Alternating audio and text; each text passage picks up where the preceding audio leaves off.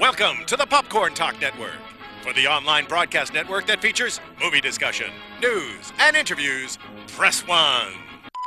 Popcorn Talk. We talk movies. I'm opening. We have an eye, sort of a nostril, 2 teeth. One of the teeth has a small cavity. Close call, folks, but I think we got here just in time.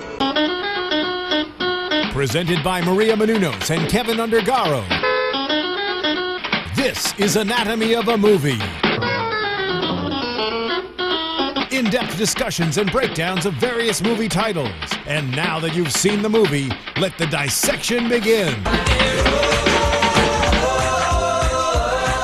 Welcome, ladies and gentlemen. Keep that song going, because that can only mean one thing here at Anatomy Movie on the Popcorn Talk Network. We're talking Vacation. Woohoo! Oh, man.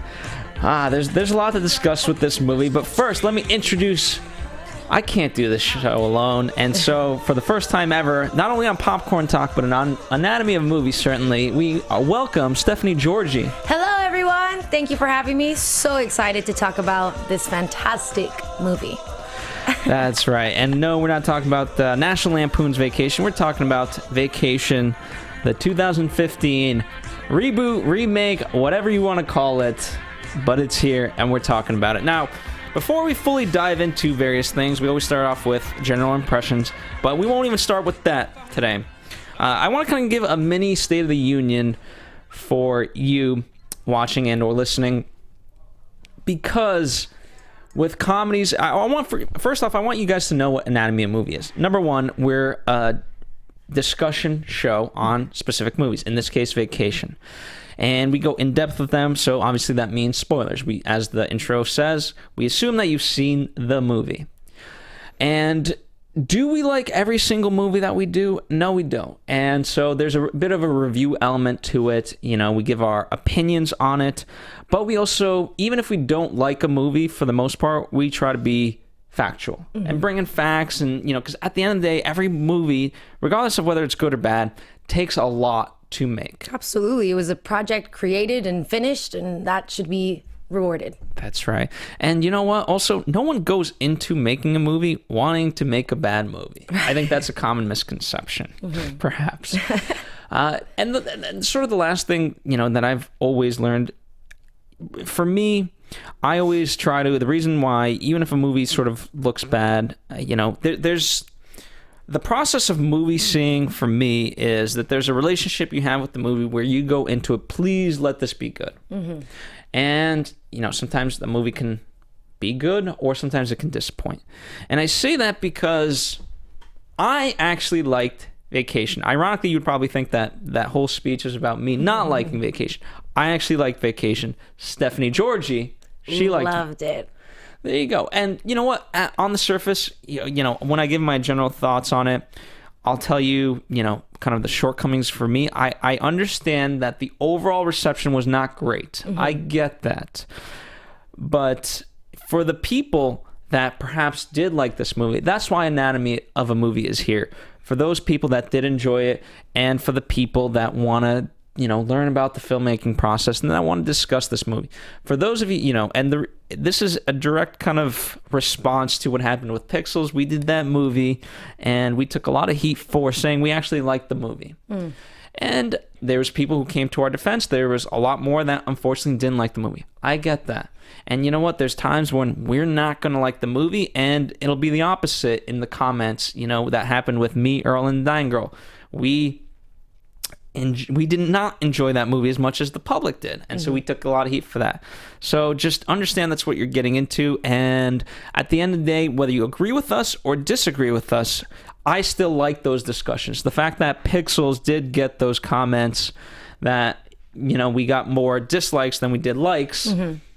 Okay. Right. We're still having a good debate. I don't mind that. So if you did enjoy Vacation, that's the perspective we're going to come at it from. If you didn't, I'm going to explain to you why I liked it so much. There you go. And you know what? Feel free to argue in the comment section on why you didn't. And as long as most of what I've read, the opinions are well thought out, and so I don't mind it. I enjoy the debate. Okay. So let's have at it. Stephanie Giorgi, you liked the movie. What did you like about the movie? General thoughts. I liked that.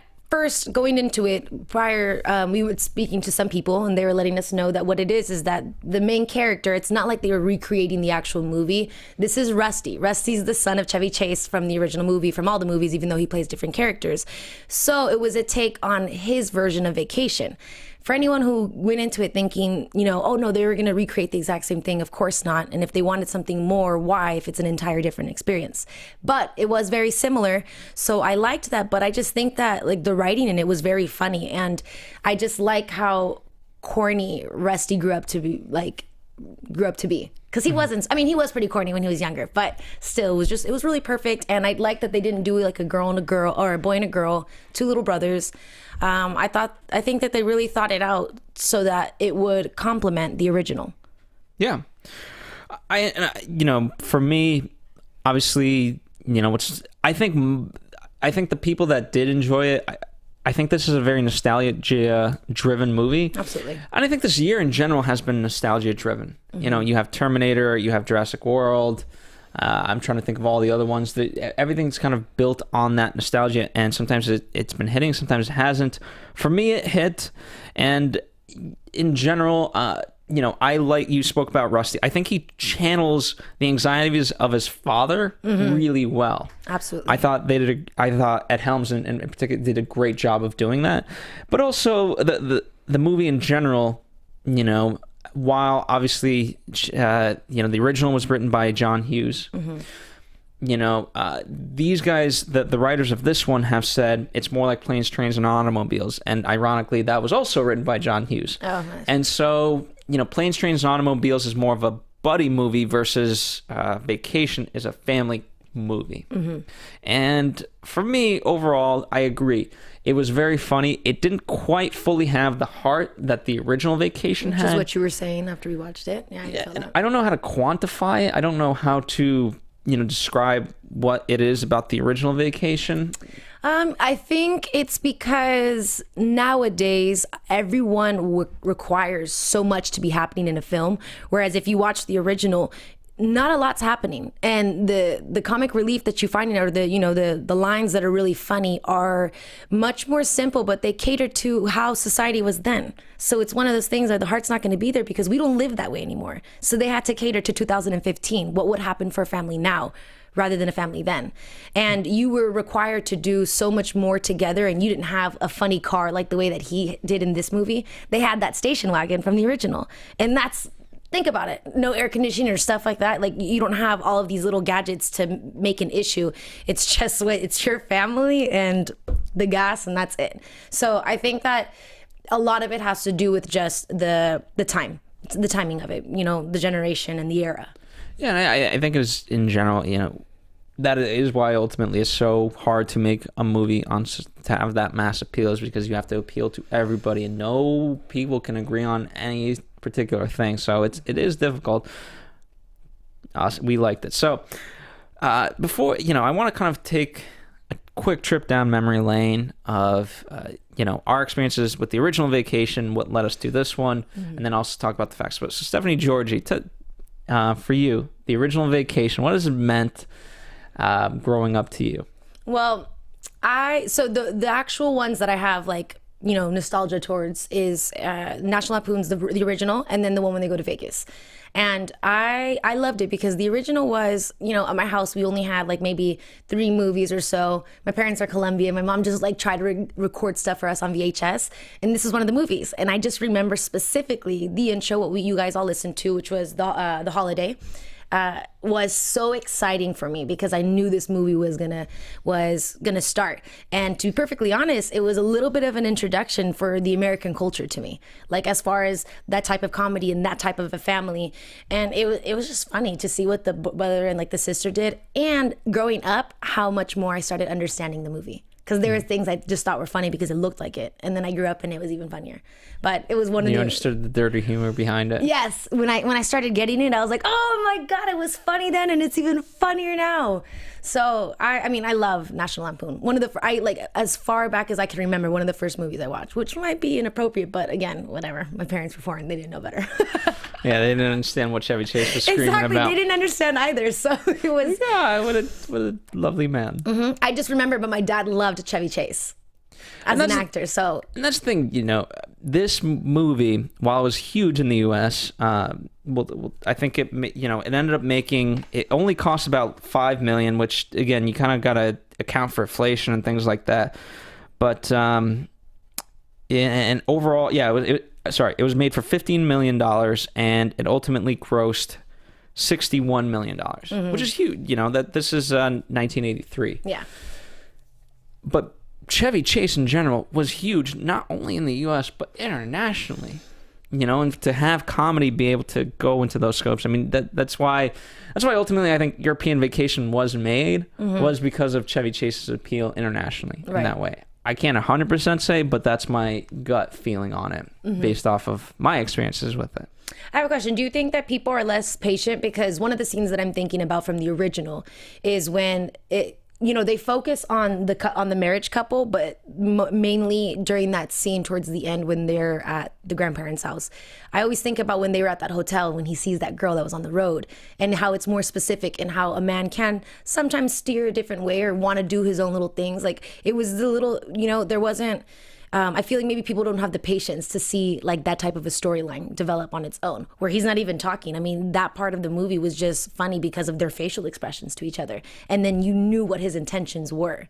So it was, everything here was quick, so you didn't have time to kind of attach to it. Like you said, the heart wasn't there because it didn't give you the time to, grow to it. Yeah, perhaps. I mean, that certainly can happen. In some ways, you have to look at the history of National Lampoon, right? So, what gave it originally the heart? I mean, National Lampoons was a magazine started in response to Harvard Lampoon, right? And we all kind of know, obviously, National Lampoon, the magazine, has kind of been disassembled, I believe, since 1998, but we know that it was satirical in nature, and it was just a mishmash of just humor and ridiculousness, and here's young John Hughes, who writes, an article, Vacation 58, and it goes on to be the basis of the original National Lampoon's Vacation. And, but it was a very personal story. It was his take on his trip to Disneyland. Yeah. And then obviously it was changed to Wally World, and Mickey Mouse became, the moose, and so on and so forth. Whereas this, obviously you brought in writers to do this for New Line Cinema.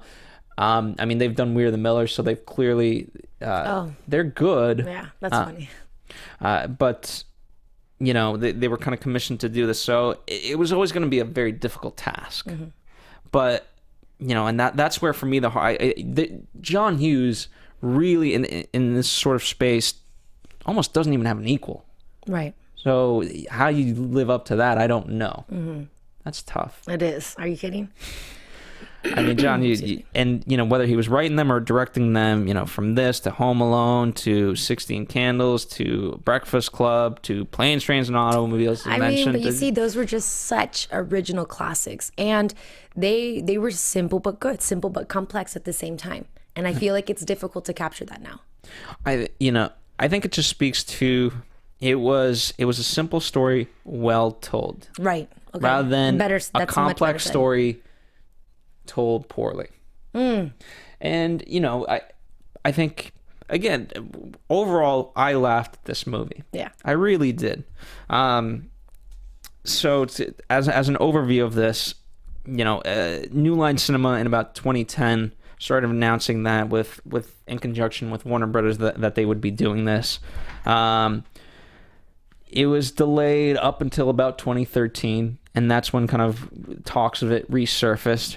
I mean, I can only imagine being some of those people deciding, because it's a big deal. When I saw that this was happening, and I saw Vacation, I didn't put the two together because you always attach the National Lampoons, but the second I saw that Wally World shirt, I could not believe how excited I was to see what they were going to bring us. And half of the things, I think you just want to see those old characters, though. So you do. I mean, Rusty, he's never going to make sense because, as you mentioned, he's been played by so many different actors through all the various movies. I think at this point, it's just it's a token. It's almost like John Connor from Terminator. It's its privilege to play him because you know you're only going to play him once. Right. And it's funny, and in the movie when he's reminiscing, you see every Rusty that's played. It's not even like they make up these pictures. It's just all these pictures of him being different. That was funny to me. Absolutely. So let's talk story, and then we'll kind of talk production as well. But what were some of your favorite elements of the story? I loved the dynamic between the siblings. I thought it was very funny to see. I feel like I haven't seen this where the younger brother is somewhat of the bully, but because you have the artist and then you have just like the original kid, but also the kid that it's exposed to. He's a very vulgar and aggressive kid, but that's what you would kind of find more these days. And so I thought that was really cute because he stuck to it, but he was being the good kid because he said he was being the better person by not, beating up his little brother. I loved that. And then I loved seeing Audrey. I'm so happy that they made her a part of it, even though it was just for a little bit. But I don't know. It was a couple of things. And he was just so funny. I do wish that he wasn't as corny as he was. Ed Helms? No. Rusty. Ed Helms. Yeah, Rusty. What did you... I liked a lot of for me, the central figure of all these movies has always been, Clark Griswold. And so now you don't have Clark Griswold, you have Rusty Griswold. Right. For me, it was him, and even elements that at first you didn't think would kind of play a role, like the Econo-Air. I thought he was just some sort of lame thing, but then for him to have an excuse of like, no, I really just want to be with my family. That's why I don't do international flights and things like that, and I fly Econo-Air. I was like, okay, that makes sense, and I'm glad that became a story element. Me too. And especially as a defense and only to be used later, because that was really nice. Yeah, absolutely. And just in general, his sense of, the morals that he's trying to pass down, and that's why I think, with James, I think perhaps Rusty was a little bit more there, and he was, kind of helped, but that screwed up James the way he is. So he's thinking like, oh, I'm taking the higher road, even though I'm getting the crap kicked out of me. Yeah. And then he's trying to, ironically apply the same logic to Kevin, but one of the funnier scenes for me is when I have a vagina on the guitar scene, and it's like, well, regardless of whether or not he has a vagina, we should respect. It's like, it's not the point. I don't have a vagina. Exactly. But he's like, but this is an educational moment, which is so great because it reminded me of when people try to say, I'm not gay. I know you're not. But if you were, you can tell us and it'd be all right. So it's like, what are you implying? And you're making it worse right now because all the kid is hearing is really you defending your, what might be, even though he knows obviously he doesn't have a vagina. But I think that's one thing that I did like about Rusty was that I feel like he did channel Grandpa Clark. Yeah. Because Grandpa Clark, or Clark Griswold, was such a cornball, and I loved that they redid that father-son scene. Because remember when they were like in the canyon and he gives Rusty a beer for the first time, and he's like, "All right, thanks," but he just says the dumbest things as a father, and he does the same, and he's like, "Oh, what's a rim job? It's a closed." It was funny. That was really funny. He's like, "I think it is a closed mouth kiss because it is the rim of your mouth." Yeah, and it's just so many. I was interested. Those moments in general are funny to me. And so when you had, they were at the diner and the kid comes back of like, there was a hole in the stall. I think you found yourself a glory hole. Exactly, without even being scared about it and just ready to explain what that was. But yeah, it's funny to me that he knows so much and yet so like again I don't know if he purposefully at the end of the day told them what a rim job was not. Or if he just genuinely did not know. I think he didn't know because I feel like people are more... Well, I don't know if there was just a name for it. Yeah. Before. And I feel like maybe back in the day, people were more conservative sexually and they weren't, giving out some rim jobs. Yeah, it certainly speaks to him that he's not free with his body. Right. So that was... And just when it comes back to Adina of like, hey, what do you think we should do? Adina, who plays the little girl that they see on the road. Yeah, which so funny. The line in general is just funny. It would be funny enough if like, hey, how about a rim job, right? Just that in itself would be funny because she'd be like, wait, what? Yeah. But the fact that like, how about I give you a rim job? I know, it's so good. Like, what? I love it. No, and even when he said, no, I know he doesn't know, because when he said bye, he goes behind James and goes, "You're not too old to let your dad give you a good old rim job." Oh, God. And that's when some random person comes because he's going to go into the hot tub too and just turns right around. Yeah, and just so clueless. And speaking of that, the whole, hey, you're wingman type thing, just clueless in general. But so genuine in the thought that he was helping out. You know, like he was so sincere. He's like, I thought I'd help you out. Well, apparently you didn't do too good because she left. No, he left because of you. Or she left. And, so it's one of those things that it's just tough. I mean, how do you... Because every generation goes through it where your parents are just god-awfully embarrassing to you. Even if let's say they're not, they're still going to be perceived by you in that way. Now, but especially in that moment, he really was embarrassing. That there's no perspective of it. It's not like you misinterpreting it. It's what it is. He comes off as a rapist. Yeah, exactly. So yeah, it was just terrible. Terrible. I loved it though. What else? What other story elements did you like?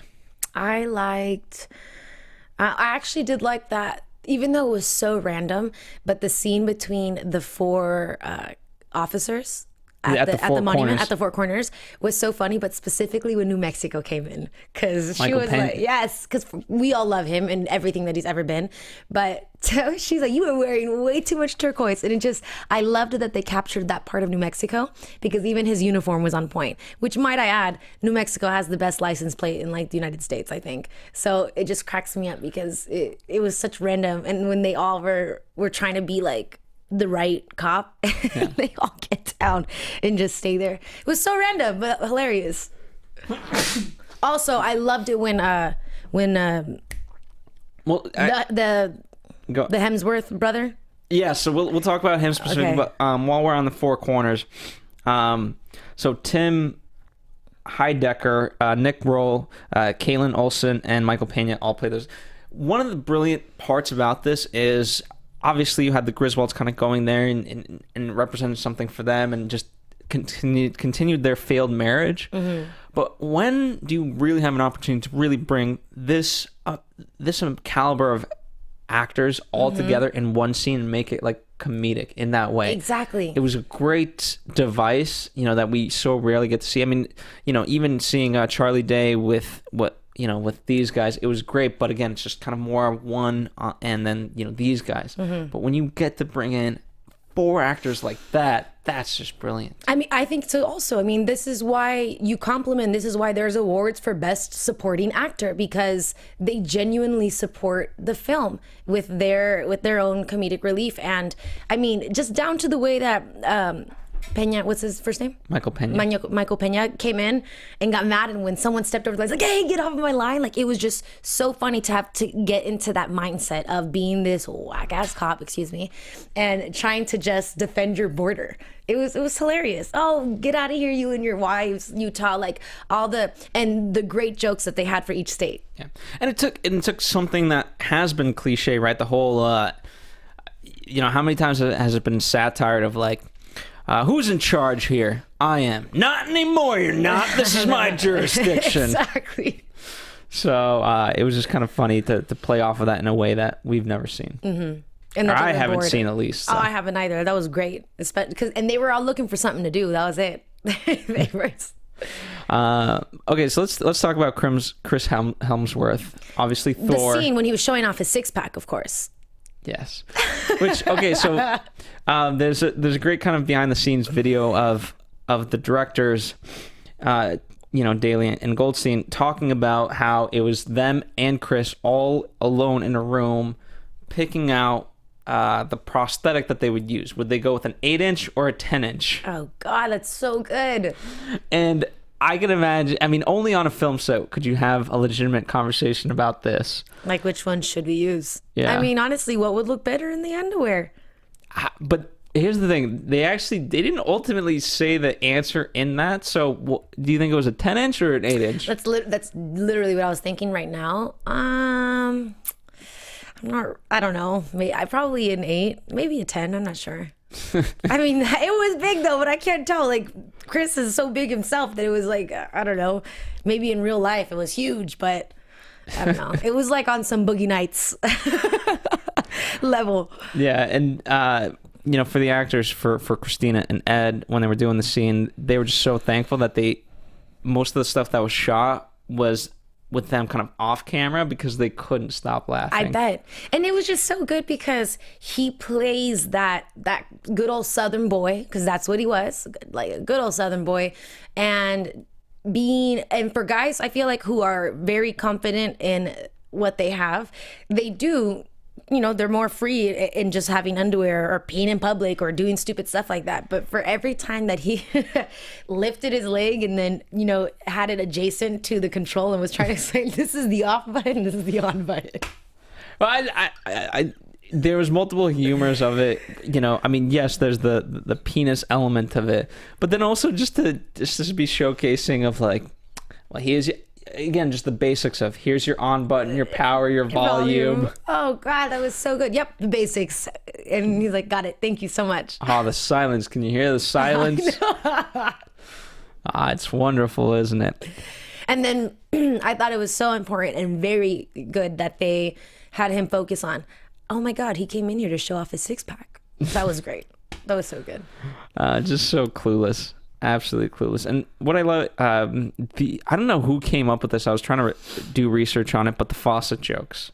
Oh, because it was, and I'm glad they called it out. The movie. What is up with these faucets? Yeah. Because I did find it funny, but I was like, why does he keep talking about faucets? Even the toughest of faucets lets out a leak every now and then. Yeah, I know, right? He did focus on that. It was funny. I was like, oh, that's just that good Southern humor. I think I don't know, for whatever reason I feel like I want to adopt like now these like faucet references, and I'm gonna use them like, you can make a cold faucet turn out hot water.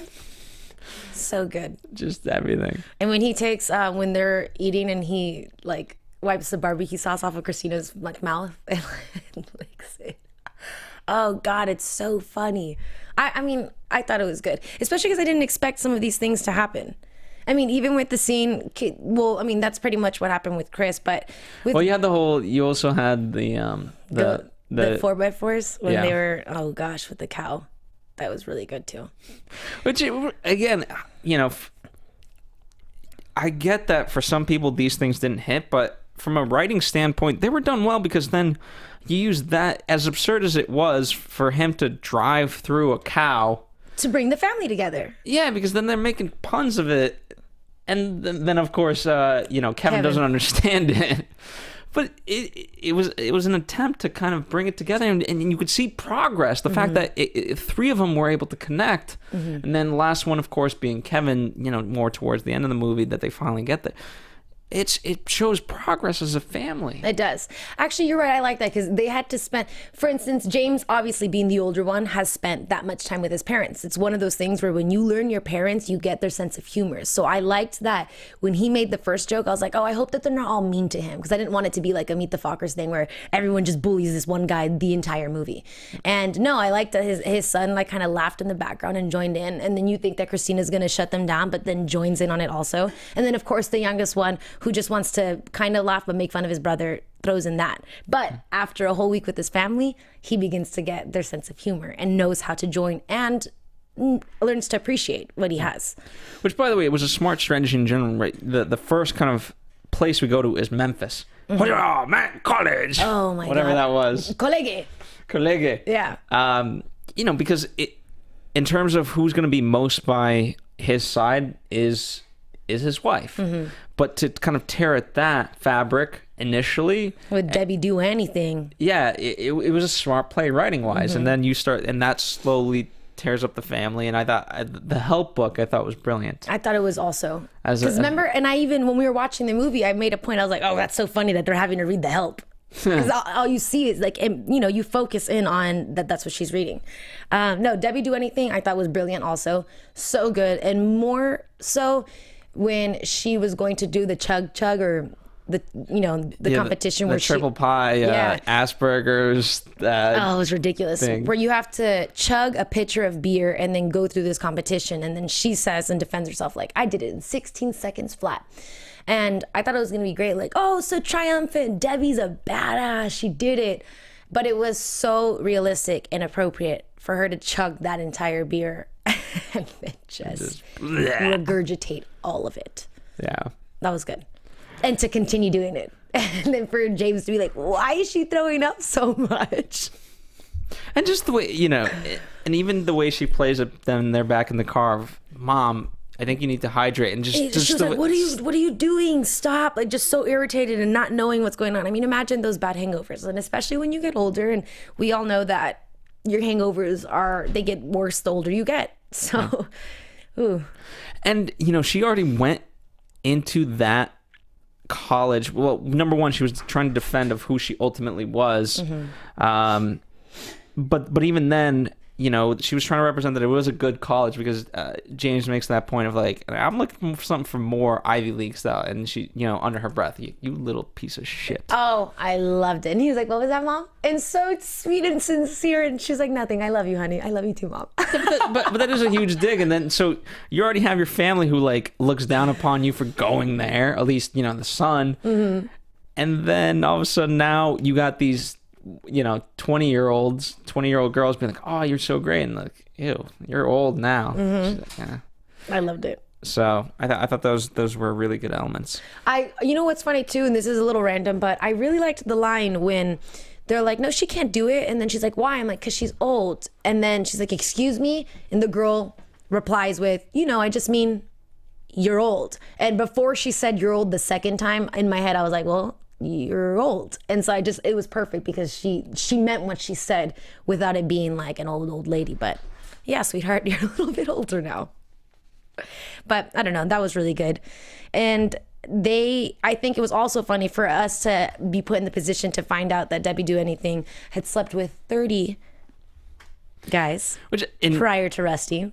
And even that, the fact, obviously that's a big point of contention, but then with the quote unquote Brillo pad, to use that as a slip up, I thought it was just so brilliant of like, oh, there must be 30 dudes pubic hair. Oh, really? That was so funny. It was great. It's just a great callback. It was just good though, because he didn't say it for that. It was just the last number that he had said. So then it stayed in his head. Yeah. He's like, I didn't mean that. And then the whole Yankee Candle, get out of here. Why did you bring that on your vacation? Oh, well, of course. That's how he gets laid. Oh, goodness. The Yankee Candle comes out and he's like, oh, it's routine. It's routine. Men, gentlemen out there, remember, no routines, please. There you go. Go to the monument. Go to any monument and get laid there. Indeed. Oh, man. All right. So I want to talk about while I found it was funny, but for me, and I wanted, for those of you who watched the movie, let me know of what you thought of the sewer bath, because maybe you found it funny. That was the one scene that for me, you could not handle. Yeah. No, because it's just, they're bathing in shit. Yeah. It's just gross. You know what's crazy too? You would get so sick from that. Mm. And this guy gargling the water. Oh my God. And then use condom in the ear. Oh. No. Oh yeah, yeah. No, that was disgusting. Absolutely. And then for her to rub it, she's like, oh, I already feel my skin exfoliating and being hydrated. And they're like, oh great, this is really nice. It's just one of those train wrecks that you can't, you're like kind of peeking out from the corner of your eye, but like, oh God. And just the way he's saying, like, because it is Kevin who says, why does it smell like that? Yeah. It smells like rotten eggs. And he's like, that's the sulfur, buddy. Yeah. That's good for you. And it's so funny because in a hot spring, you would smell some sulfur, but not what they were probably smelling. So it just makes you think, like, what were they actually smelling, though? That they're like, oh, well, it's okay. I don't think I'm going to go to a hot spring regardless. Like, you could literally tell me it's the cleanest hot spring in the world. I'm going to be like, no. I don't buy it. The only reason why I wouldn't go into a hot spring is because of Dante's Peak, when the volcano erupts and then they die in the hot spring. I'd be afraid of that. Fair enough. I am scarred by this movie. Okay. I'm not going anywhere, No hot springs for you. I might not even take a bath for a while. Right? Dead ears. I can't trust it. Get out of here. I don't think it was a dead ear. He says like, not a dead ear. It was a person's ear. I thought it was used condom. No, it was an ear on his ear, like a human ear. Like someone got killed, chopped up, and thrown in the sewer, and that was what was left over. All right, fair enough. For me, the grosser part is more of that it's a used condom. Ugh. Yeah. That too. Because he would throw that away and yeah. It's just one of those things. It's just one of those things. Let us know. Did you think it was a condom or an ear? But prior to that, I thought it was really funny because it was so quick. The guy who walked up to the car and had the rat on his shoulder. Yeah. And I love that. First, I was like, I can't believe they're not acknowledging the rat on his shoulder. But then Rusty, being the cornball that he is like, oh, what's the name of your pet rat? And he didn't know there was a rat on his shoulder. I love that he didn't know. That was so great. Had he had said the name of the rat, it would have just been one thing. But for him to just freak out and not know that it was on him, that was so good. Absolutely hilarious. We'll talk about the Chevy Chase in a moment, but one of the things let's talk about before we fully get into Chevy Chase. One of the things, obviously from the original Vacation, is the woman in the red car. Oh yes, that's literally what I was just thinking right now. So we have a callback to that, but a much more sad callback. No, I think honestly a much more appropriate one. I remember thinking, and even during that scene, I was like, it is so funny to me that there are just no cars in front of them, and they're looking at each other so hard and for so long. First off, why do you think it works in general? Obviously, from the male perspective, you as a guy, I'd be all in. I'd whatever. If a hot girl's like waving at me and and just playing along with it, and the goofball way he is, all in. And it's just funny, and maybe it's just one of those things that's just unexplainable. What does she get from this? I know. That's so funny, like to be in the car and just to, I have no idea. Pleasure of like making a man feel uncomfortable, like right? Knowing that she has that much power over him. Because his wife was in the passenger seat, and she was pointing, like almost laughing, like haha, but look at me. I don't even know, but that was crazy. I honestly though, how scary. What if think about every time that you are just looking at something. Not necessarily the person in the other car, but even if it's just, the landscape or whatever it is. And then you get hit. I thought it was going to be a dream or something. And then it was funny because I had mentioned before there are rear view mirrors in the back. So when he tries to look at his rear view mirror to see what happened to her, he only sees a picture of himself, but you see the smoke above it. Yeah. And I was like, oh my God, she just died. Like she just got smashed.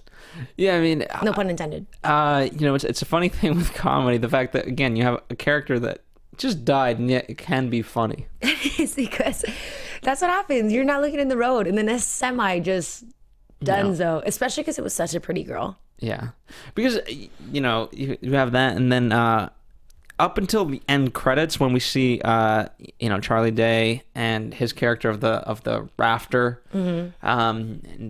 Which, by the way, even that can interpret because he falls. The last thing that we see is him falling from the waterfall. We never see him actually fall in and die. Right. We just see him hit the rocks and make noise. Well, we don't see that. No, I do. It goes like in boom, the middle part, and that's it. Yeah. So we never get confirmation of death, which is, I think that's what makes it funny. Mm-hmm. Because if they showed him dying, we'd be like, oh, I know. But then it's funny towards the end when they have the end credits, they have him again, but now he's face to face with a bear right out of the water. And it's like, okay, he survived one thing. Now, is he possibly going to die by a bear? Yes, which would be great. I thought it was really good that it was funny to me that they jumped out of the oh my God, the raft. The raft. Thanks. They jumped out of the raft because really looking at it, they would have died or they would have fallen down with him. So it was just everyone was like, forget it. Oh, but they were lucky they didn't get pushed in. They even got to the side of it. Yeah, that was scary.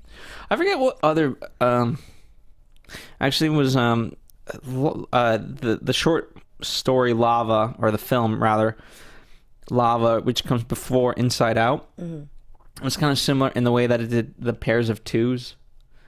So specifically to the rafting scene, when you have his character who's no longer engaged. I know. And his voice in general is just so funny. Yeah, and obviously at this he realizes about himself, his just voice cracks people up. Oh yeah. And maybe you call it a chipmunk or whatever you want. It's just funny. A little higher pitched. And so I thought he did a brilliant job of playing it like, all right, let's all set. I'm no longer engaged. Good to go. And then and just anger in his face. And, you know, even though story-wise it didn't quite make full sense of, you know, James patting Kevin on the head of like, oh, we're buddy now. And then you have the kiss but you needed it to make sure that, you know, everything was imperative too, except for him. Yes. Even the birds above. And just the anger and then the face, you know, just right. going in the that water. was nice. Well, because at this point, this was when Kevin was no longer bullying him.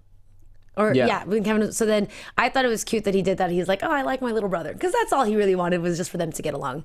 No, but I also thought it was hilarious when you just see him like with his face in the water, and then he pulls him out like, what are you doing? No, and because it was so still, and not that he fell into the water, but he just had that half just hanging in there while it was going like nuts. No, that was great. That was super funny, and I loved that. Think about it before, even though he's not that little, but you see how advanced this young kid is when he baby talks him for everything. He's like, oh, did you see the little one? And like makes fun of him every time with an even higher pitched voice. That was great. And even in general, what was great, you know, obviously the Grand Canyon was part of the original Vacation, as mentioned, you mentioned in the movie, but now they go beyond it. And even though they're going beyond it, it's still not a fun experience. They nearly died. Yeah. So I like that element. I've done that ride, by the way, or not ride, but I've rafted. It's Glen Canyon. It's tight. They use 3 different areas to shoot that whole raft scene. Interesting. So there you go. Primarily, most of this was shot in Atlanta, but then bits and pieces were shot in North Carolina. Oh, nice. But we'll go more into that in a bit. Let's talk about good old Chevy Chase and Beverly D'Angelo. Aww. The second they came on screen, it was so nice. So nice. I loved it. And they didn't even have to say a lot. It was just, they brought the movie back, you know? And they were still their old selves, and they would have a bed and breakfast. I will say, Chevy Chase, you know, I don't know if they did stuff to him movie-wise, like made him look older, made him look a little bit, he was quite large. He's getting older. Yeah, but because you get older, you don't have to. True, but I mean, whatever. He does what he wants. He's Chevy Chase. I mean, yeah, it's just in some ways it was kind of sad because you're like, me personally. Well, was that just like, because it was Chevy Chase. Older. It was, but then also you can look at it from the perspective of, you know, this is where Rusty's life is headed. Oh, I know. And just, I mean, he's just so miscoordinated, right? When he's getting out the guitar and gives it to, you know. It was good, but that brought back the original, you know, good old Clark and his clumsiness in everything that he does. Yeah, that's true. But which is why I just feel more and more, at that point, I was reminded how sad I feel for Rusty. And then eventually the kids, because, I mean, if there's a third generation of Vacation, oh my God, with Kevin. I would love it. No, it would be with James. Okay. It would definitely be with James. Unless it would be with Kevin and then he just becomes a cool dad, but then it still goes wrong entirely. Yeah. That'd be great. Oh, man. So that was just a good kind of scene. I'm glad they had. And I'm glad Chevy Chase was down and Beverly was down for these roles and just to be a part of it. Me too. Especially because it was, you know, it was short, but it was enough. And that's the part, you know, when you talk about nostalgia, again, is this still the movie that as great as the original? It was never going to be as great as the original. Is it funny enough? Yes, it's funny enough. I think it's still lacking that heart, but this was almost the stamp of approval for this to be a Vacation movie, because to have a Vacation movie without Chevy Chase in it, absolutely, which there hasn't been one except for the crap made for TV movie, I believe. You know, that's what you needed. So I'm glad we made that happen. Me too. And I'm glad that we got to see the new and improved Wally World. Yes, indeed, with the Velociraptor. Yeah, that was great. That was shot at Magic Mountain. Was it? I knew it was. I was like, wait a second. Parts of the Velociraptor was not. That was shot somewhere else, and I'll tell you guys more about that. But yeah, Magic Mountain was the location overall of that. And I'm glad. Again, that's a nice juxtaposition. Last time the park was closed, this time the park's open. But the flip side of park being open is that there's lines everywhere. Which that was great, because those lines take so long, which cracks you up when you think about going to an amusement park, and that's why you have to go so early, because 3 hours of your day is taken up in line. Stop. I can't with that. That's ridiculous. They didn't make mention of it a lot, but this was more Memorial Day weekend. Oh, was it? I think so, because when, the Prancer, the car, he says, there's not a lot of rental options on Memorial Day weekend. Oh, that's exactly what it was.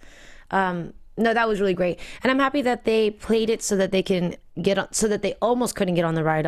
At first, when they said, oh, ride's closed for the day, I was like, oh, no way. Same thing from the first. And then that one guy came in, which was perfect. And I mean, honestly, that family on family fight was the best. Did you see the way I scratched her?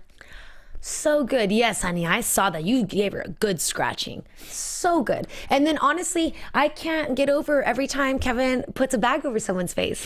And it's not supposed to be funny, because it's like you can genuinely kill someone, but he's over there like the only one that's like really trying to put death upon somebody. And he's like has his back on this guy, and even the mom was like, okay, we gotta get you off that. But it was just good, because that's when Kevin kind of gets happy. He's like, damn, our family kicked that family's ass. Yeah, it was absolutely wonderful. And Ron Livingston, right? He's the guy that they fight, and he's the guy at the airport. Mm-hmm. He just happened to be filming in Atlanta as well, and they're like, "Do you want to do this?" He's like, "Yeah." So you shoot him out fairly quick for that. Oh, It was great to see him. Yeah. In this movie. That was so funny. And so, speaking of the bag, it's just so fun when you finally have a sweet moment with, because if it's not the father ruining the moments with Adina, it was himself. Oh yeah, we didn't. It was Kevin because of the bag. Yes. Right, and so the comedy really is like, you could have killed me. Yeah, I know. So. And that's good though, because when he takes the bag off, he's like, "What is wrong with you? Like literally, what is wrong with you? You just put a bag over my head." And it was that was hilarious. I just like that he got involved with everything. And then, actually, you know what? We didn't even mention this. I'm going way back to the beginning. Where I got my first really good laugh was when he was saying something about some corny stuff, and his little brother looks at him and like punches him in the arm and slaps him in the face. He's like, "Don't say weird shit like that. What are you doing?" And it's at the table. At the table, and it's just funny because he says it with almost a tone of concern. Yeah. Like, you're my older brother. Stop being a weirdo, because that is really weird that you're saying it. Yeah, and obviously Rusty is aware of it, but he just chooses not to do anything with it, which is why, again, when he's bringing out his quote-unquote diaries and journals, this is my dream with dog, it's just this, oh, blah, my blah, goodness. That was just hilarious. Because, that's the art, the creative son. Yeah. It was so funny. I loved it. And then one last thing also, when they're looking for their parents, and he comes out and Adina's out there. Mm-hmm. And she's the one that kind of gives James the balls to get back at Kevin. And I was wondering if he was going to try to fight. I'm happy where they took this also. Had he approached Kevin and then Kevin did that like wrestling move on him again and beat him up in front of the girl, I would have been so sad. But they made it realistic where he pushed him. He's like, "Oh my God, you're just such a little boy." And he was so confused because he couldn't do anything about it because his brother's older and bigger, which is what would happen. So that was really great. And also because that was the moment where he's like, "I can give you a rim job or whatever." And then at the end when he's gonna give her a kiss, he just goes in the air. I would have died if someone did that to me. I'm like, "What are you doing?" Yeah, indeed, very good stuff. And what I did appreciate, again, which by the way, the even before I move on, the Dina storyline, I thought for time was a little bit cut. Mm-hmm. Because they get into a relationship on Facebook, but that is never really mentioned after that. Right, and then I was confused if he thought just because they had that moment, I was like, "Oh, what a nerd." Did he think they were in a relationship just because he kissed her in the air? Gave her an air kiss? Which I hope, hopefully they actually have quote unquote relationship, and God knows where in the world she is at this point. Hopefully she's actually living in Chicago. I don't know. But I thought time-wise that was dropped. Yeah, it was a little. So one of the things, so I mentioned, right, there's just that little bit of heart missing, but I do appreciate the fact, I think they picked the perfect song ever for this. Yes. And so that becomes, Seal's A Kiss from a Rose becomes our artifice. And at first, you don't really kind of understand it. It's just a funny moment initially of like, James, sing. Kevin, sing. Yeah. I don't know, anybody? Right. Yeah. And he's just doing his bit. And then when it comes back later on, and again, it's a point of, it's a great representation of where they are as a family, because even the wife is like, you don't even have a strong signal for it. No, you got to listen harder. Yes, exactly. And then at the end, when we're going up and up, this is the moment. Corniness that we love. This is the family moments that we love. That he gets excited. And it was so good. James just brings it up. But it's one of those moments where I feel like it was a little genuine, kind of making your dad happy. We finally made it. It was the triumphant. And I feel like on your, the roller coaster's pretty slide. What would you think about? And he just thought of the perfect thing. And then it just put everyone in such a good mood. And then mom joined in, and even baby Kevin joined in. And then it was just. Yeah, because it's the perfect stamp. Oftentimes, right? It would be very didactic to be like, well, we as a family learned that we all really love each other. Yeah. So, but when you can display it, obviously there's lyrics associated with it, but it's not about the lyrics, it's about the moment. Absolutely. And this is what I meant earlier when I had mentioned that you see, because Kevin's younger and hasn't had this experience with his family that he's learning, at that moment, you see him kind of visual, and that might not be what they were focusing on, but you see him look at his family and how his older brother just joined in, how his mom did, and it's one of those things that they had in common, and he was ready to be a part of that and was able to join because he knows the song, and he's like, this is my family. We just kicked this other family's ass, and now we're on this roller coaster. We're going to sing this song. Yeah, man. I wonder how many people after seeing this movie went into their car and were like, I got to play Seal. We did. And it was so much better in the car. It was so much better after that whole thing. You just have, this is, they did a brilliant job of picking that song. Obviously, to make that happen, you have to, I'm sure in the script it wasn't like, oh, they sing Seal's Kiss from a Rose, but eventually, as you're doing production, you have to lock this thing down. Oh, absolutely. Because if that isn't locked down, none of this works. Right.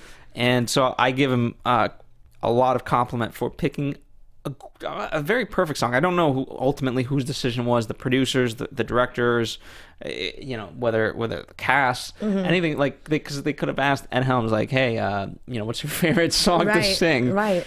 I don't know, but whatever it was, it was Seal. absolutely brilliant. It was just, it was good. And that was funny in itself, like, because initially, what is this, a girl? Yeah. No, it's sealed. And you overcame lupus. Yes. Kevin, I really do applaud the boys. I feel like they did a really good job. Yeah.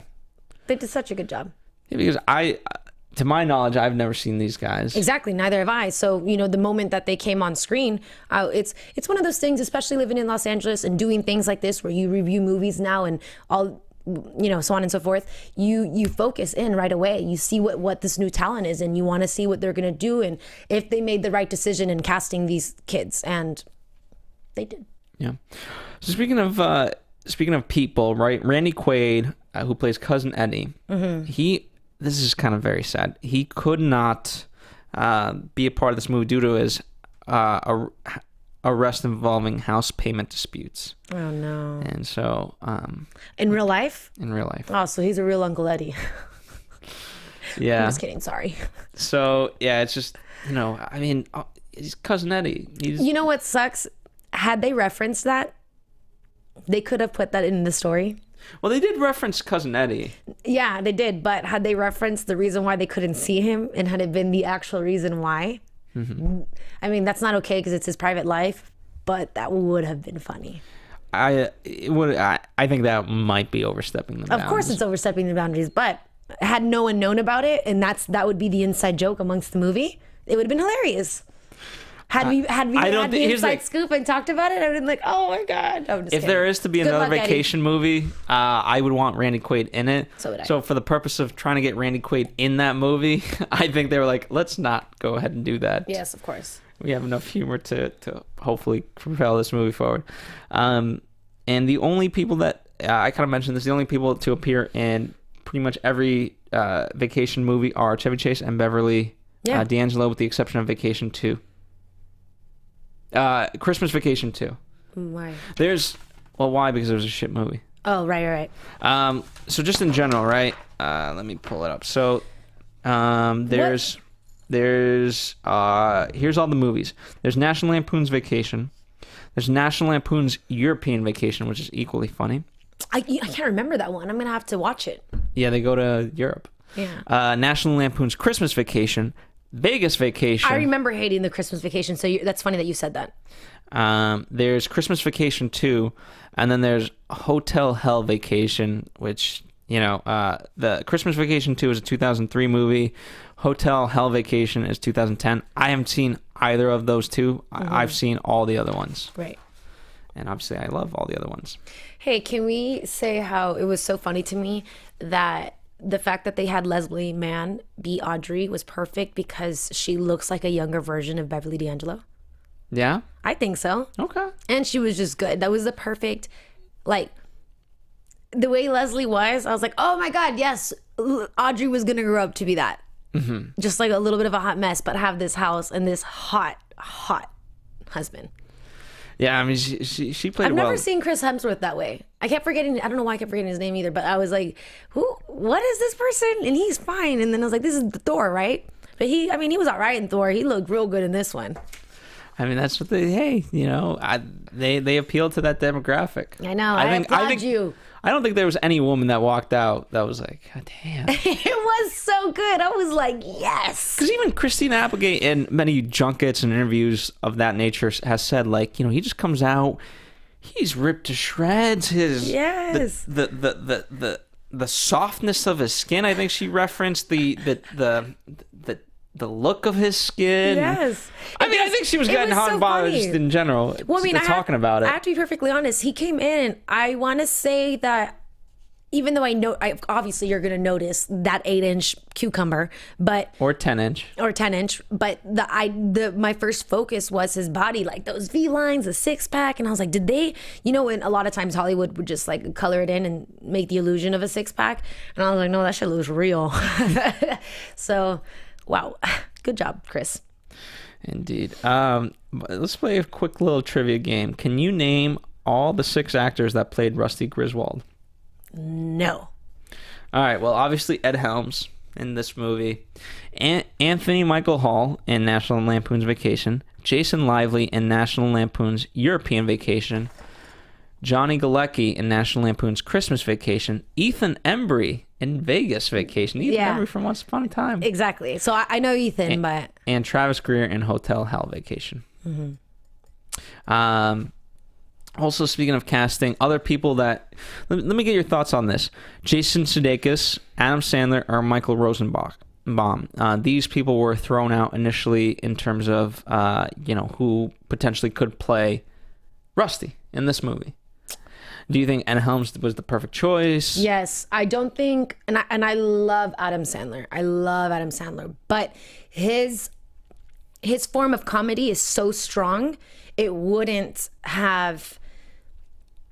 I don't know if he'd be able to, like I said, channel. This guy, because Rusty is such a solid character, he would. I feel Rusty like has to be self-deprecating. He does, and like I said, he had to be like a Grandpa Clark. And I keep saying Grandpa Clark because I loved when they said that in the movie, but he had to be like Clark. And I think that he did the perfect job because his softness that he has in his movies, like in The Hangover, he's that type of a person. He just does it so well. Yeah.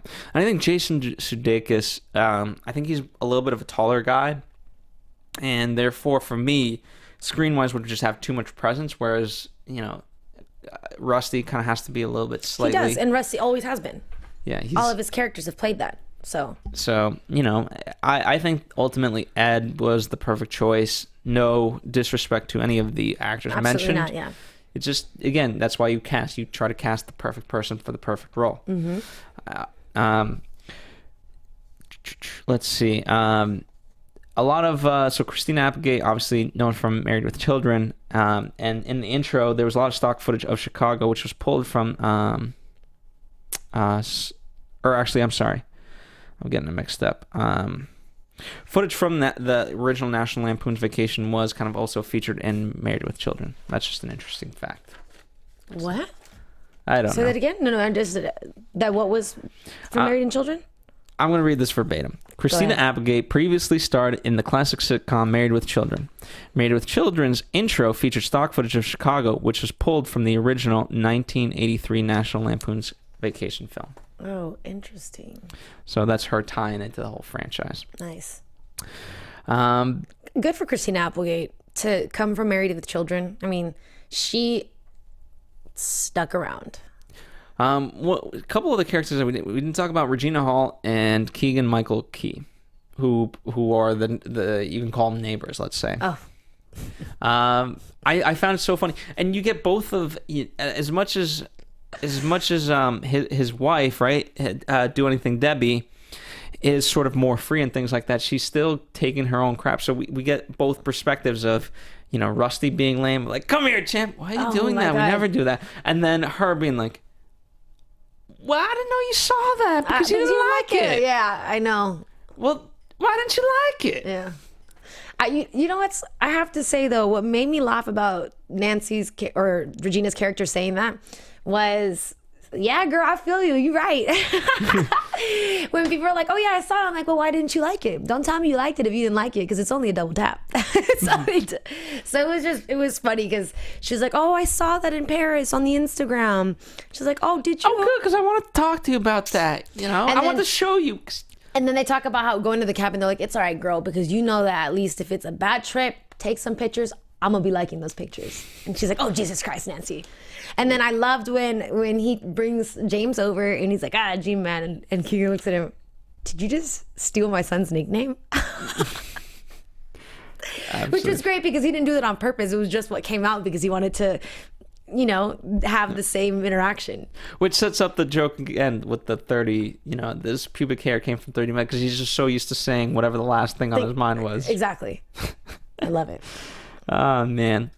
So, also Norman Reedus from Walking Dead plays the truck driver. Which I thought, overall, not the greatest a little bit, because obviously we're led to believe that he's angry because he just got called a pervert. Right. But then it's a sweet moment. He brings the ring back. But then is apparently actually is a pedophile. Yeah. Why do you have that bear in the front? It makes the kids more comfortable. You have kids? No. Oh. Ugh. So, yeah, it's just one of those things. Yeah. Again, that storyline, if you dropped it, I wouldn't have minded it. I wouldn't have either. But I did like when they walkie him in the beginning. I mean, I feel like that sufficed to be in there. That was great because I loved that he walkied back. Yeah. And then you're clear for 30 clicks. Yeah. I thought that was a great moment for him to be excited that it worked. I even think that they didn't even need Kevin to ask him if he was a rapist. I think it would have just been funny there that it worked. Just an exciting thing for everyone in the car. I would have been so stoked if it worked. Especially because he's like, I have no idea what that means. Yeah. By the way, speaking of the how's it called? It's the Honda of Albania, right? The Prancer car. By the way, if you go to Edmund.com and look it up, they did a comparison between an actual Honda versus this, and they go over it. And it's like they do a whole bit. The Honda is reliable. It almost sets the standard for, a family kind of minivan car type of thing. Yeah.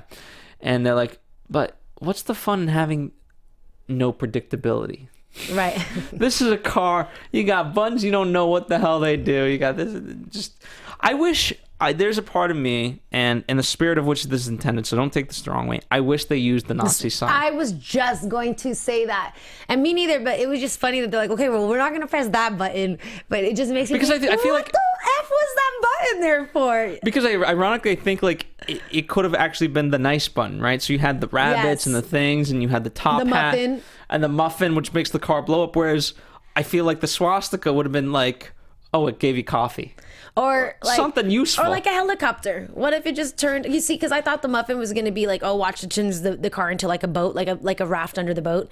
But I don't know. I mean, it could have been a lot. That was. But the helicopter, the swastika could have been a great helicopter, and then it comes down, it saves them. Yeah, that would have been fun. Or just the propellers like shooting out of the top of the car because they had everything else, and then That would have been so funny. Yeah, I thought that was. I understand why they perhaps didn't fully go there, but you've already went. You had basically a needle, right? Which implies heroin and drugs in the sewage. So come on. By the way, that was so scary. Had it hit James? Oh my God, I'm dead now.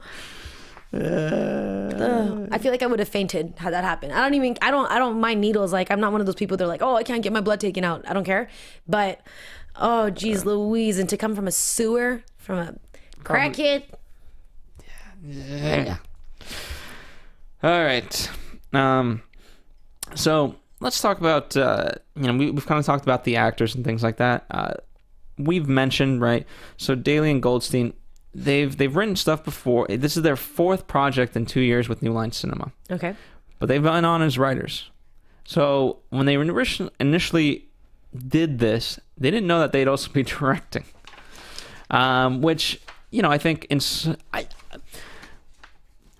I don't think the movie suffers because of the directing in any sort of way. I think, and again, I'd have to know what they changed from their original script to what ended up on screen to kind of really be able to assess it. I thought writing wise, it was good.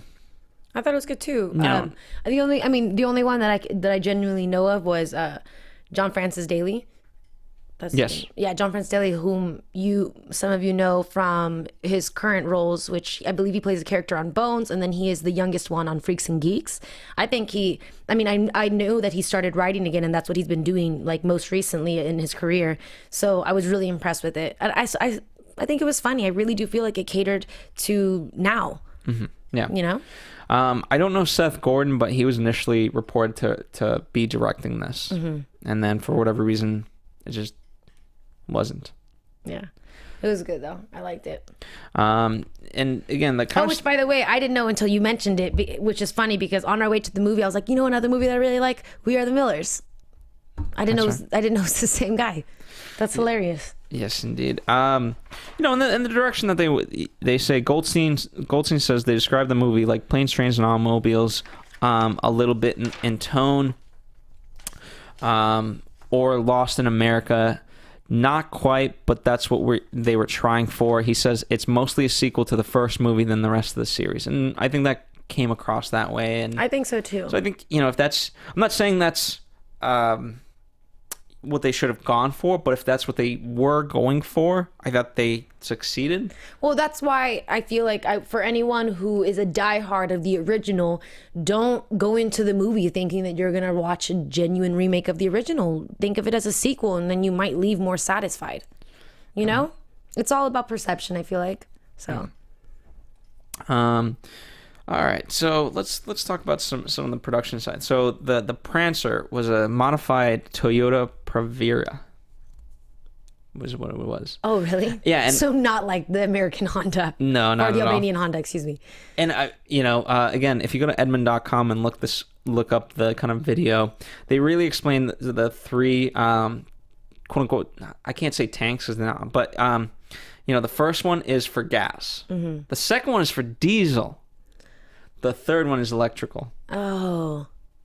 Didn't he fill up both gas like... Yeah, I don't know. Maybe he knew that. Obviously, we didn't get that explanation of it in the movie, but that's what it was for. It was for gas, diesel, and electrical. That's hilarious. I thought that they were going to do something with the enchufa. What is it called?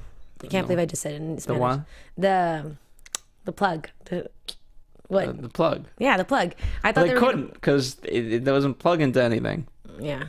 Okay. It just looks like a giant, like for the wall? Plug for something else.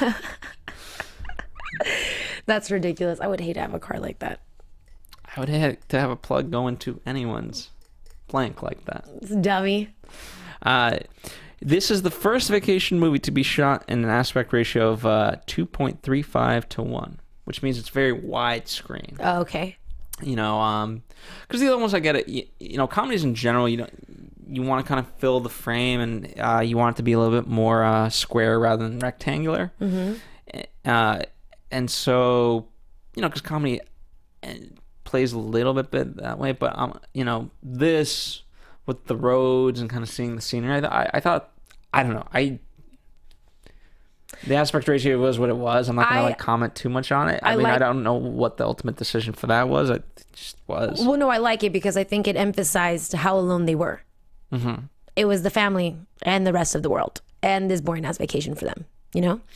Which, by the way, just in general, to have the opening montage, which I can't say for certain, but I'm pretty sure probably was. I'm sure they found it on the internet, but it'd be funny if they took like key crew members, or any crew member that wanted to offer up a photo of their failed vacation in the opening montage. Brilliant.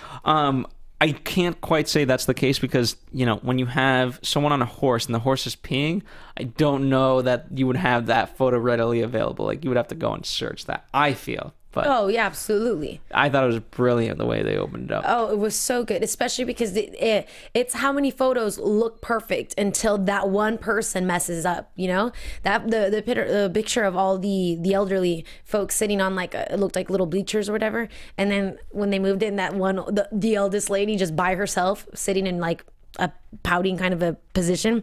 Hilarious. Most of them were really great. Or the couple that were like quite busty, or one was, a husky guy and a busty woman, and then their kid with just like one of their eyeballs in between.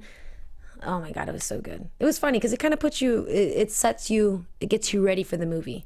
Yeah, because it's that no matter who you are, it happens to everyone. Vacations fail.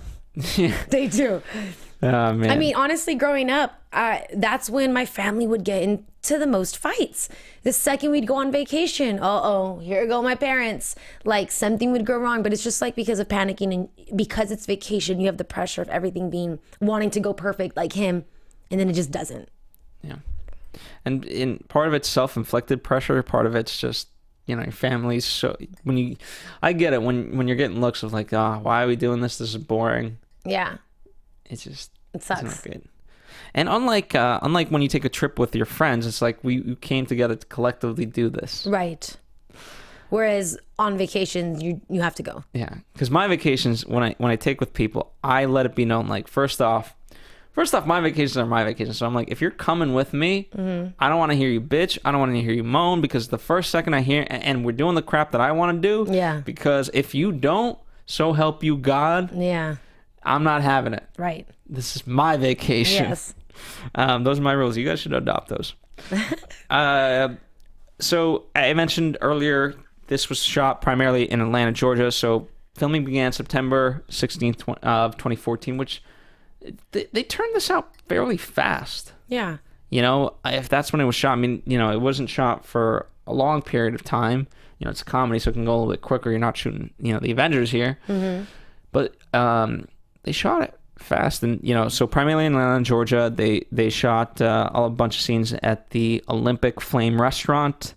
Then they went to the 12 Oaks Bed and Breakfast. That became the Triple Pie House of the Memphis State. Yeah. So that's where that was shot. Other scenes were shot in Piedmont and 6th Avenue and Shelmont Inn. Nice. And then eventually, scenes were filmed at the U.S. National Whitewater Center in North Carolina. North Carolina. So that's where the whitewater rafting stuff was. So, yeah. Also, I mentioned the Magic Mountain was Wally World, but the Velociraptor, the roller coaster, is actually the Ninja at Six Flags over in Georgia. Oh, really? So there you go. That's nice. All right, let's talk about, unfortunately, the bad side of the movie, which is the reception. Because we received it well, but the public did not. And what do you think that is? I mean, but before I fully, we give the scores and everything like that. I mean, why? I mean, I was thinking about it on the drive home because I saw all of these promotional billboards and posters for this movie. And I think that sometimes when people hype things up too much, that's what happens. Random example. Everyone hyped up Breaking Bad for me. I didn't think it was that good of a series. It was all right, but it was too slow. And I say that, and people are like, what? But it's a matter of percent. Exactly. You see, I knew it. There's always someone that is just taken back by that. But I think a lot of it has to do is because National Lampoon Vacation is such a Hallmark, American representation. If it was voted the 46th best comedy ever made, which 46 doesn't sound like a significant, but like when you have all the comedies we've ever had, 46 is really up there. It is really up there, which I think I would have given it a better rate or a better number, but I don't know. I think it was that. I mean, yes, I find humor in a lot, but I don't know. And then we also, I mean, what was the reception? Just like here in the city, or like nationally? Because people be try to critique too hard these days. They do. I mean, okay. Let's see. Here's on Rotten Tomatoes, it received 25% based on 102 reviews with an average rating of 4 out of 10. The site's consensus reads, borrowing a basic storyline from the film that inspired it, but forgetting the charm, the wit, and the heart. Vacation is yet another nostalgia-driven retread that misses the mark. On Metacritic, it got 33 out of 100 based on 31 critics, indicating really general unfavorable reviews. However, IGN gave the film an 8 out of 10, saying the film doesn't quite equal that first movie, but it's funny throughout. So, well, that's my point. What I'm saying from the beginning, what I would appreciate for some people to do is go in. Don't forget, this is new writers. This is another thing. And if you're looking for, to get all warm and bubbly inside and to remember those good old days when you watched the first movie, that's not going to happen, sweetheart. That's not how it works. This is new writers, a different perception, a different storyline. And like I said, they're not recreating the original. This is somewhat of a sequel. And for it being the way that it was great because it caters to our era now. And you can't say that some of the stuff that they did wasn't funny unless you're choosing for it not to be funny. Also, you have to ask yourself while those movies are popular, how popular are they now? I mean, it's been 17 years since the Griswolds were on the big screen with Vegas Vacation. I mean, but that's what I'm saying. And you're expecting the same charm and okay, I mean, I guess you can, but guess what? Then there would have had to have been less because you laugh a lot throughout the movie. They would have had to made it less comedic, more conversation, and then what? Then it would have had the charm, more little touches and less corniness. I don't know. I mean, that's the only thing I can tell you with some stuff. The car, I could say that maybe that was unnecessary. I don't know if this was the right move, but I understand the move. So originally this was supposed to come out in October. Huge difference when this comes out in July. Mm-hmm. Even it was even supposed to come out July 31st just to buffer it. But then they moved it to July 29th to coincide with when the original Vacation came out, which was July 29th, obviously. Mm-hmm. And so I understand that as a move, as a marketing ploy, but just the difference of July to October gives you so much time to work on the movie. Right. So I wonder if they had a little bit more of that time, if people would be perceiving it differently. The good news is, obviously it's a complete movie and it's a funny movie. Oftentimes, what can bring down a movie is the opposite of it's supposed to come out in July. It's delayed now until October, and because they have to do re-edits, reshoots, and it's probably because it's a crap movie and they're trying to save it. Mm-hmm. So again, you get the opposite of this, but perhaps it could have suffered a little bit from that. But I don't think so. I think it was fine enough. Is it, like I said, is it the world's greatest comedy? No, but I think it's worth seeing. I think it's worth seeing, but it's also worth more than that 25%. Yeah, I've seen worse comedies. That's what I'm saying. I've seen much worse comedies that people think that they found so hilarious. And I don't know, maybe it's a matter of the type of humor that society has now that's implemented by every other comic in this world, and what other different writers and what their point of view of comedy is. So also, okay, so tracking wise, so the budget for this movie was 31 million. Overall box office so far was 26.7. On opening day, which was technically Tuesday because they did the preview screenings, it made 1.2 million. And then with its Wednesday premiere and then going into Thursday, it made a combined 6.3 million. So the projections were, they weren't as high as they initially thought it was going to be, so it was a bad indication.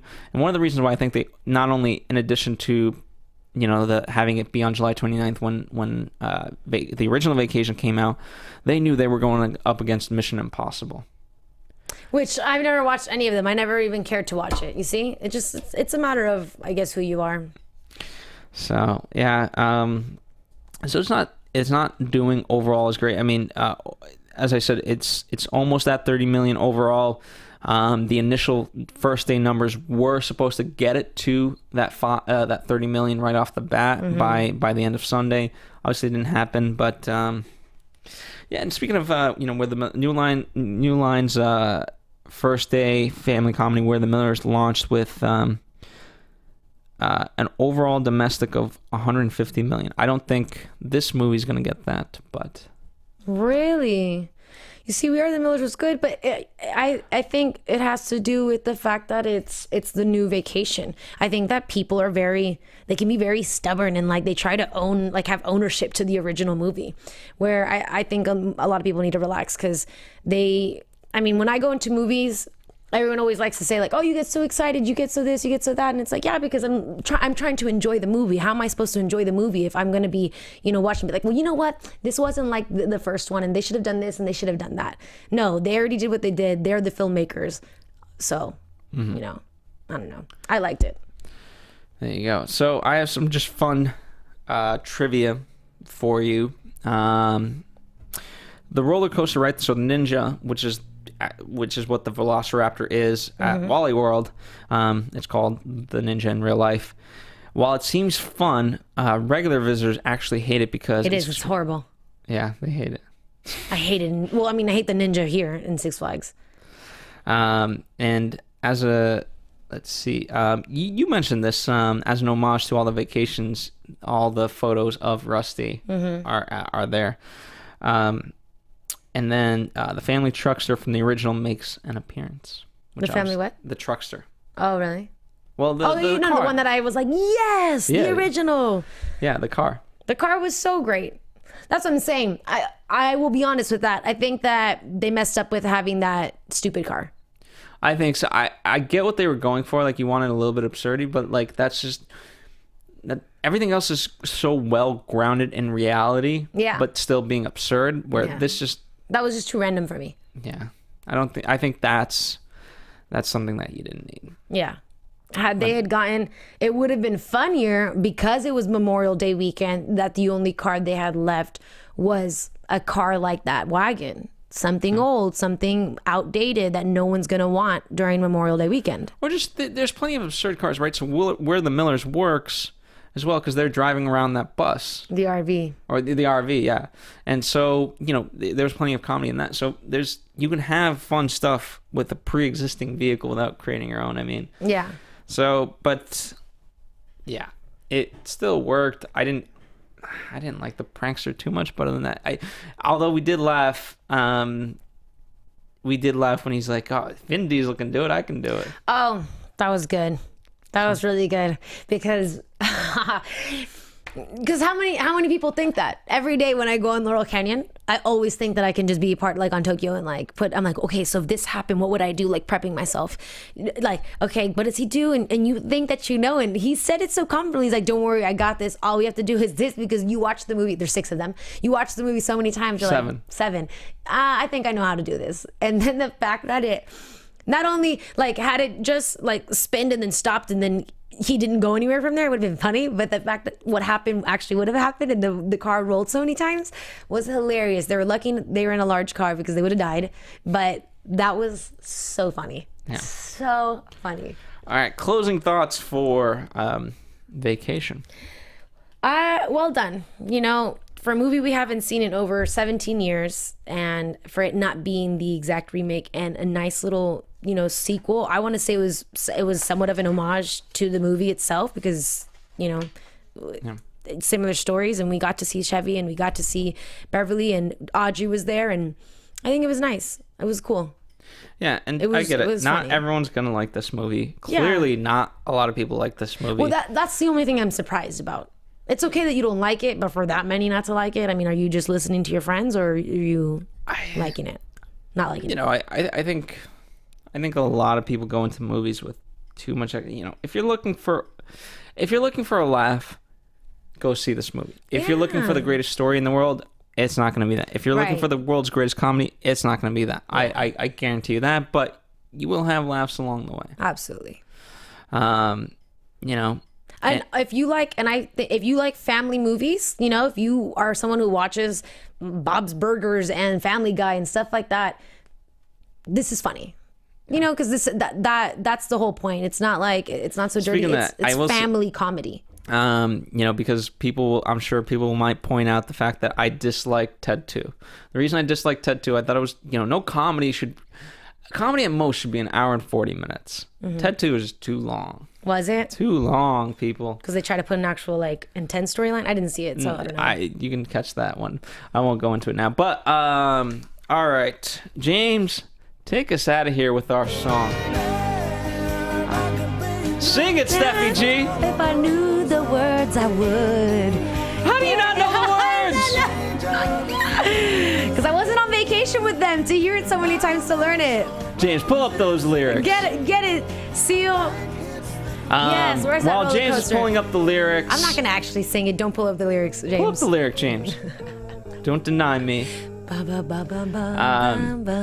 pulling up the lyrics. It's okay, don't do it. I don't want to sing the words. Stephanie Giorgi, where can people follow you? Everyone, please follow me on Twitter at Stephanie Giorgi. My pleasure, my pain. Follow me on Instagram at theStephanieGiorgi and follow some of my after shows that I do on our other sister network called AfterBuzz TV. And I am excited to hear what you guys have to say about this review. Darn right. And you know, speaking of that, we have other movies here on Anatomy of a Movie. We've already, I think at this point, done about 230-ish movies, so feel free to browse through our catalog if there's movies that you've finally gotten around to watching and want to check those out. We've got a whole slate of other stuff. We've got Mission Impossible 5 just this week. Then next week we got Fantastic Four, probably Mr. Holmes. And again, it's just going to continue from there. American Ultra, so on and so forth. Just so many great movies down the pipeline. So keep checking back in for Anatomy of a Movie. And also, there's other great shows here on the Popcorn Talk Network in general. We've got Box Office Breakdown. We've got Jedi Alliance, which is all about Star Wars news. We've got Marvel movie news. We've got DC movie news. We've got the Schmoes Know Movie Show. We've got them all. We've got Meet the Movie Press. We've got Cosplay Coach. Nice. Oh, man, it just keeps going. Yeah, let me know if you liked. I'm quite opinionated. If you want to hear me review something else, let me know, and I'll see if I can make it happen for you. There you go. So follow us here at Movie Anatomy, specifically for Anatomy of a Movie and the Popcorn Talk. We'll see you here next time on Anatomy of a Movie. Oh, well, my pleasure, my pain. Hopefully that's the lyrics. I don't quite know them. It's all right. See you next time. Producers Maria Menounos, Kevin Undergaro, Phil Svitek, and the rest of the Anatomy of a Movie staff. We would like to thank you for listening and subscribing to the show. If you have any questions or comments, feel free to email or tweet us. I'm Sir Richard Wentworth, and this has been Anatomy of a Movie. The views expressed herein are those of the hosts only and do not necessarily reflect the views of the Popcorn Talk Network or its owners or principals.